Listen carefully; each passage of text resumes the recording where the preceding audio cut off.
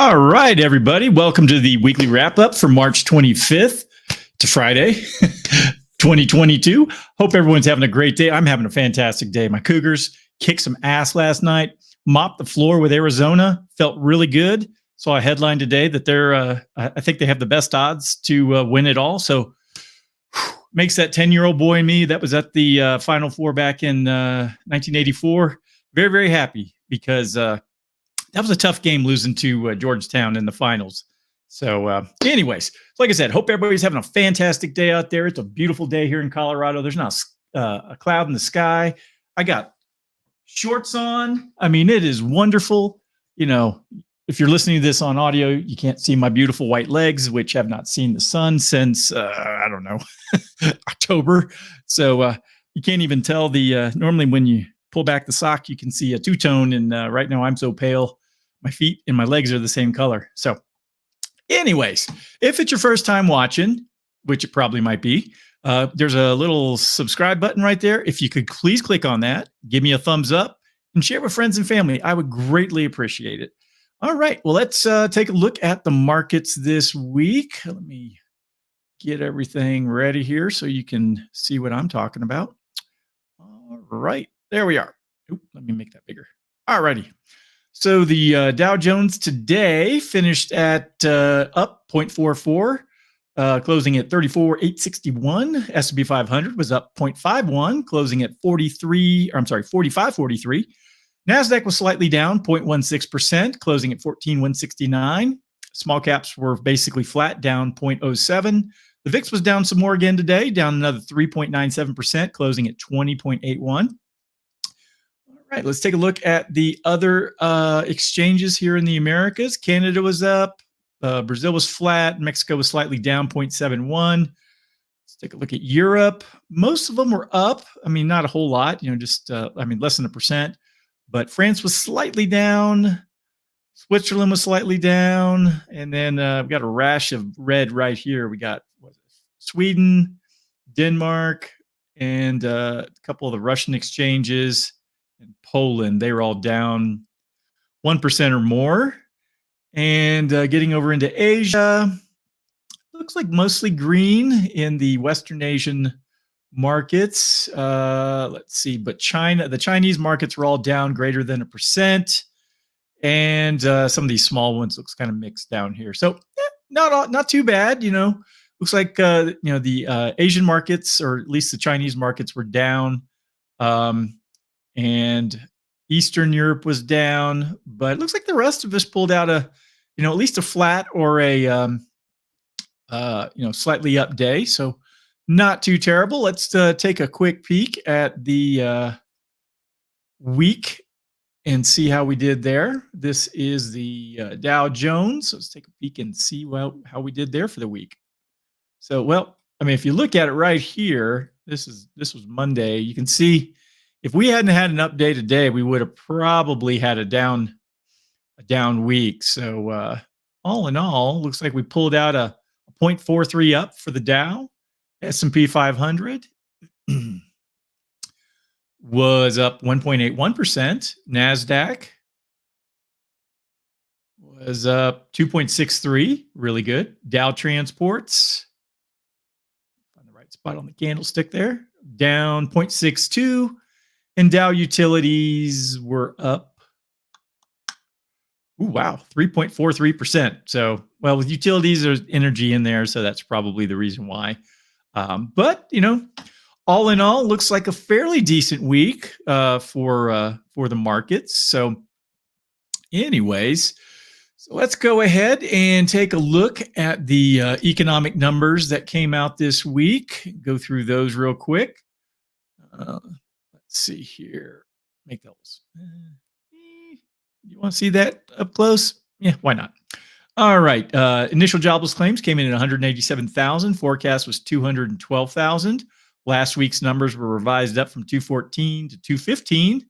1,000, not too bad. But again, looking at the longer term trend, where we were at, say, December 30th, we were around 200,000. It did climb a little bit in January and February, but after The jobs numbers, they always typically do look a little worse at the beginning of the year due to a lot of seasonal layoffs with the Christmas season. But good news. I mean, having that under 200,000 is certainly a positive sign. I know if you've been talking with me over the last few weeks in meetings, I know I've talked a lot about the a number of employed Americans, and that's still off from where we were 2 years ago. Continuing jobless claims came in at 1.35 million. Forecast was 1.41.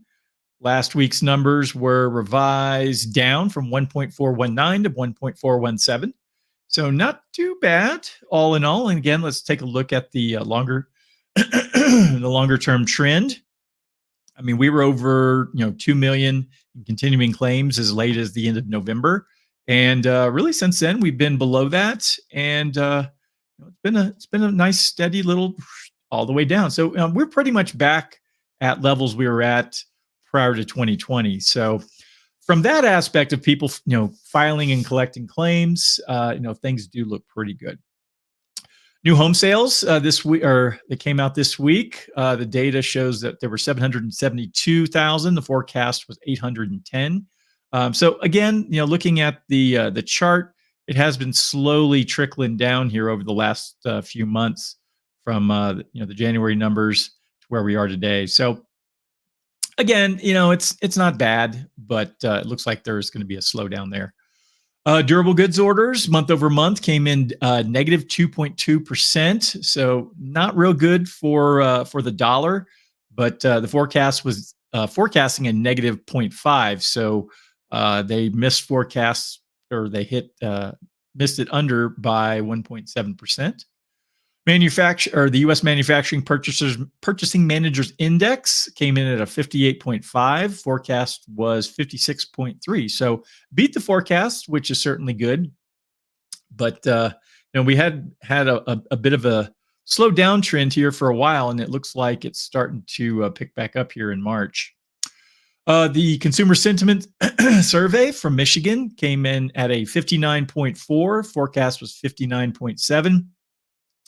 Looking here at the chart, the sentiment really since the whole Corona crisis began has taken a beating, and it really peaked. I guess what was this last May, but it's been on a slow, steady decline. I don't know if this is Biden economics or what it is, but people don't feel real good right now.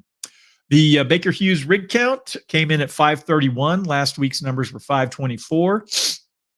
So you can see, we are slowly building back up to where we were previously, that around 700 to 900 rigs being online. So, again, we probably aren't going to see a lot of, relief at the pump until we get these rig numbers much, much higher. Again, I know I've talked about it, until I've been blue in the face, that, the oil companies have been, basically slow rolling us. Part of it is, prices are high, so, they're making profits. But at the same time, they have been dragging their feet due to the, the worries of increased regulations.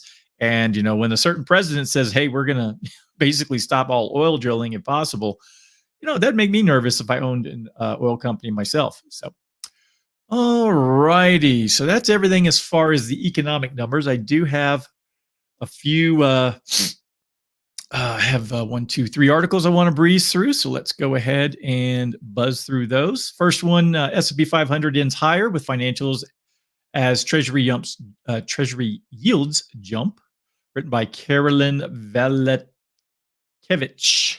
from Reuters. All right, let's jump into this. S&P 500 ended higher on Friday as financial shares rose after the benchmark Treasury yield jumped to its highest level in nearly 3 years. The Nasdaq ended lower, and tech and other big growth names mostly declined, but they finished off session lows following a late session rally. S&P 500 financial sector gave the S&P 500 its biggest boost on Friday, rising 1.3%, while technology and consumer discretionary sectors were the only two major sectors to end lower on the day. Investors are assessing how aggressive the Federal Reserve will be as it tightens policy after Fed Chair Jerome Powell this week said the central bank needed to move expeditiously, in quotes, to combat high inflation and raise the possibility of a 50 basis point hike in rates in May. U.S. Treasury yields jumped on Friday with the benchmark 10-year note surging to nearly 3-year highs as the market grappled with high inflation and a Federal Reserve that could easily spark a downturn as it aggressively tightens policy. Well, folks, if you think we're going to get out of this downturn, or raise interest rates without some sort of a slowdown in the economy, I can sell you a bridge somewhere. But they can talk nice and try to cajole the public into thinking that everything is fine. We'll get through this. But there's going to be some massive changes, and I just don't see it being as smooth. I mean, again, anything the government does, they usually screw up. So, 10-year Treasury yields were last at 2.492% after earlier rising above 2.5% for the first time since May of 2019. The equity market is pricing in a higher rate environment, said Keith Buchanan, portfolio manager at Globalt Investments in Atlanta. That is causing bank stocks to outperform while, quote, adding more pressure to the riskier elements of the market, end quote, such as growth shares, he added. Higher borrowing rates benefit banks, while higher rates are negative for tech and growth stocks, whose valuations rely more heavily on future cash flows. Shares of growth companies like NVIDIA Corp eased after leading a Wall Street rebound earlier this week. Utilities sector also rose sharply, hitting a record high as investors favored defense stocks, with the Russia-Ukraine war still raging after a month. The sector ended up 1.5% on the day and up 3.5% for the week, while the energy sector ended up 2.3% on the day and jumped more than 7% for the week following sharp gains in oil prices. Moscow signaled on Friday it was scaling back its ambitions in Ukraine to focus on territory claimed by Russian-backed separatists. Economists at Citibank are expecting 4 50 basis point interest rate hikes from the Fed this year, joining other Wall Street banks in forecasting an aggressive tightening path against the backdrop of soaring inflation. The U.S. Central Bank last week raised interest rates for the first time since 2018. We already know that.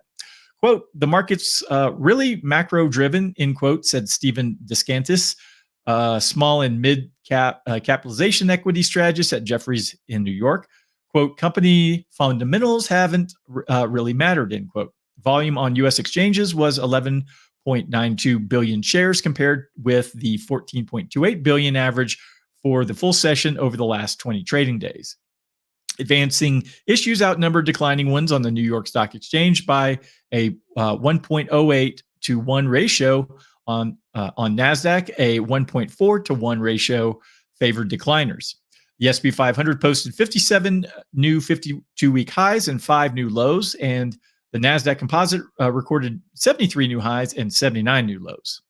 So, pretty good day in the market. Like I said, I don't want anyone getting their hopes up that we're heading, that things are great, but certainly not terrible at the moment. All right, next article has to do with oil. Oil rises over 120 a barrel after attack on Saudi facilities. This is written by Aratha Someskar from Houston and Reuters.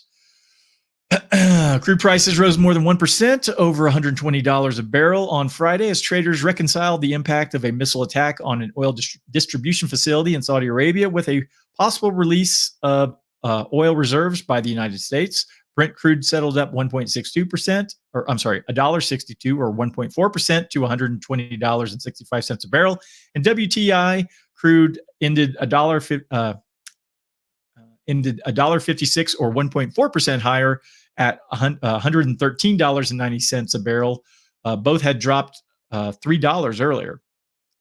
Both benchmarks notched their first weekly gains in 3 weeks. Brent rose more than 11.5% and WTI gained 8.8%. Yemen's Houthis said they launched attacks on Saudi energy facilities on Friday, and the Saudi-led coalition said Aramco fuel distribution station in Jeddah had been targeted by an attack, but that a fire in 2 tanks at the facility had been brought under control. Saudi Arabia said it would not hold responsibility for any. Said it will not be held responsible for any shortage of oil supplies in global markets caused by Houthi attacks on its oil facilities. Iran-aligned Houthi movements that has been battling a coalition led by Saudi Arabia for 7 years launched missiles on Aramco's facilities in Jeddah and drones at Ras Tanura and Rabigh refineries. The group's military spokesman said, quote, the market which was already shunning Russian oil supplies, has another thing to worry about with Houthi attacks potentially impacting Saudi Arabia's production, in quote, said Andrew Lippo, president of Lippo Oil Associates in Houston, noting that the Houthi attacks were becoming more frequent. Well, maybe Saudi Arabia stopped the blockade on Yemen and the Houthi attacks will probably stop. And the U.S. involvement in that is quite a shame.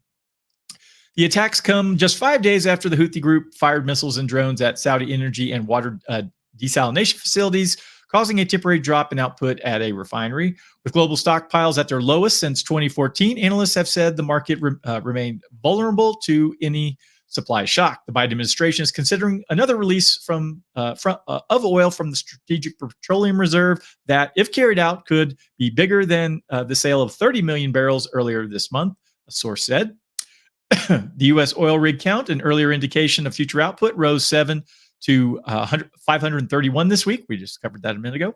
Its highest since April of 2020, as the government urged producers to boost output in the wake of Russia's invasion of Ukraine. Even though the oil rig count has climbed for 19 straight months, the increases have been small and slowed down recently because many companies focus on returning money to investors rather than boosting output and are facing supply constraints. That's not totally it.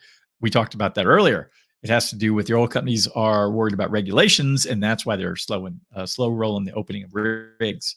Oil prices slipped earlier in the session as exports from Kazakhstan's CPC crude terminal partially resumed, and the EU held off on imposing an embargo on Russian energy as members remain split on the issue. So it doesn't look like we're getting any relief in the oil fields anytime soon. So I know people probably say, well, the Houthis are bad. They shouldn't be attacking Saudi Arabia, but the Saudis are terrible too. So, most governments are trash, in my opinion, anyway. So, all right. Last article I got here comes from LouRockwell.com. It's written by Mr. Lou Rockwell himself, and it's titled "A Manufactured World Crisis." This has to do with what's going on in Russia-Ukraine. So, figured I don't do a whole lot of political stories, but figured I'd run this one by y'all since Lou is a genius, in my opinion. And, he's always got good takes on stuff. So, all right. Few people today asked the most important question about the conflict between Russia and Ukraine. Many people want America to stay out of the fight, but even they don't ask the vital question. Why does the world face a crisis today? Why has a border dispute between Russia and Ukraine escalated to the point where people fear nuclear war? Good question. The answer is simple. America, under the leadership of brain-dead Biden and the forces controlling him, he has done this, and by doing so, brought the world to the brink of disaster. As always, the great Dr. Ron Paul gets it right. Quote, 3 weeks into this terrible war, and the U.S. is not pursuing talks with Russia, as antiwar.com recently reported, instead of supporting negotiations between Ukraine and Russia that could lead to a ceasefire and an end to the bloodshed. The U.S. government is actually escalating the situation, which can only increase the bloodshed. The constant flow of U.S. and allied weapons into Ukraine and talk of supporting an extended insurgency does not seem designed to give Ukraine a victory on the battlefield, but rather to hand Russia what Secretary of State Blinken called a strategic defeat. It sounds an awful lot like the Biden administration intends to fight Russia down to the last Ukrainian. The only solution for the U.S. is to get out. Let the Russians and Ukrainians reach an agreement. That means no NATO for Ukraine and no U.S. missiles on Russia's borders. So what? In the war, then, and in NATO. Let's look at an analogy that will help us understand Dr. Paul's point. For years, the Ukrainian government has attacked an area in the Donbass region that has seceded from Ukraine and formed an independent pro-Russian republic. Just before Putin moved against Ukraine, Ukrainians increased the scale and scope of their attack. Rick Razov describes what they did. Quote, 2/3 of Ukrainian army servicemen have been amassed along the Donbass contact line. Edward Burson, spokesman for the self-proclaimed Donetsk People's Republic militia, said on Thursday, quote, another 3 brigades are on the way to Donbass, which is 20,000 to 25,000 troops more. The total number will reach 150,000, not to mention the nationalists. This is about 2/3 of Ukrainian armed forces personnel, end quote, Basurin said on Rossiya 1 television channel on Thursday. Unlike what just happened, the Ukrainian attack did not result in U.S. sanctions on Ukraine. There were no meetings of the UN to condemn Ukrainian aggression. There was no talk of world war. On the contrary, Ukraine government used American weapons on its attack or in its attack and asked America for more weapons to continue their attack. Let's listen to Rick Rossoff again. Quote, the armed forces of Ukraine used the American anti-tank missile system Javelin in the hostilities in Donbass. This was announced by the head of the main intelligence directorate of the Ministry of Defense of Ukraine, Kirill Budanov, in an interview. Budanov said that ideally the U.S. would help deter any Russian incursion, though additional military aid and increased diplomatic and economic pressure, including more sanctions against Russia and the seizure and blocking of Russian banking accounts. Also, in addition, the U.S. aid already promised and delivered, including Mark 6 patrol boats, Javelin anti-armor systems, and an AN/TPQ/-53 light counter fire radar systems. Ukraine seeks additional air, missile, and drone defense systems and electronic jamming devices, Budanov said. Patriot missile batteries and counter-rocket artillery and mortar systems are on Ukraine's wish list. The AN/TPQ-53 systems were used to great effect. Ukraine military officials have previously reported. Budanov said the Javelin systems have also been used against Russian forces. Those, along with Turkish-manufactured drones used against Russian-aligned separatist artillery troops, have a significant psychological deterrent value, said Budanov. Why the difference? We think the U.S. should not have shipped arms to Ukraine. Doing this made the situation worse, but for what we're saying now, it doesn't matter what you think of the policy. The key is that because there was no international outcry and no sanctions, the matter remained a local fight. If brain-dead Biden and his gang had reacted to the so-called Russian invasion in the same way, the matter would have remained a local quarrel. Russia and Ukraine have made a deal that would have made a deal, and that would be that. The neocon warmongers and other defenders of democracy, who unfortunately include some deluded libertarians, object. Don't we have a duty to resist aggression? The answer is clear. No, we don't. We do not have a duty to evaluate every foreign quarrel and assess who is at fault. We do not have a duty to require leaders of regimes we or rather our masters in Washington don't like to accept existing boundaries of countries as unchangeable. We should reject the false doctrine of collective security, in quotes, which makes every border dispute a world war. The great American historian Charles Beard recognized what was wrong with the collective security in the 1930s. In his article, Giddy Minds and Foreign Quarrels, he asked, on what should the foreign policy of the United States be based? Here's one answer, and it's not excogitated. Sorry, I don't have that word in my head. In any professor study or supplied by political agitators. It is the doctrine formulated by George Washington, supplemented by James Monroe, and followed by the government of the United States until near the end of the 19th century, when the frenzy of foreign adventurism burst upon the country. This doctrine is simple. Europe has a set of primary interests which have little or no relation to the U.S. or to us, and constantly vexed by ambition, rivalship, interest, humor, or caprice. The United States is a continental power separated from Europe by a wide ocean, which, despite all changes in warfare, is still a powerful asset of defense. In the ordinary or regular vicissitudes of European politics, the United States should not become implicated by any permanent ties. We should promote commerce, but force nothing. We should steer dear of hate and love. We should maintain correct and formal relations with all established governments without respect to their forms or religions, whether Christian, Mohammedan, Shinto, or whatever you have. Beard then responded to those who want to scrap our traditional policy of non-intervention with collective security. In the rest of the world outside of this hemisphere, our interests are remote and our power to enforce will is relatively slight. Nothing we can do for Europeans will substantially increase our trade or add to our or their well-being. Nothing we do for the Asiatics will materially increase our trade or add to our or their well-being. With all countries in Europe and Asia, our relations should be formal and correct. As as individuals, we may indulge in hate and love, but the government of the United States embarks on stormy seas when it begins to love one power and hate another officially. End quote.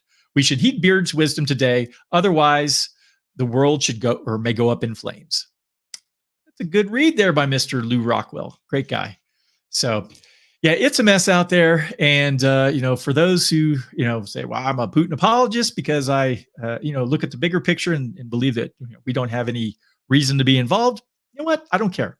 Our blood and treasure should not be spent on any of these fools. And anyone who thinks so, I don't have any agreement with you. So, all right. Well, that's everything I had for today. So I hope everyone has a fantastic day. And let's see here. Get that back. I will be back on Monday with the weekly economic update. And let's hope the Cougs win their Elite Eight game next, tomorrow? I believe it's probably around 4 or 5 o'clock-ish in the afternoon. And so let's cheer on our Cougs and let's let the Cougar Fight Song take us out.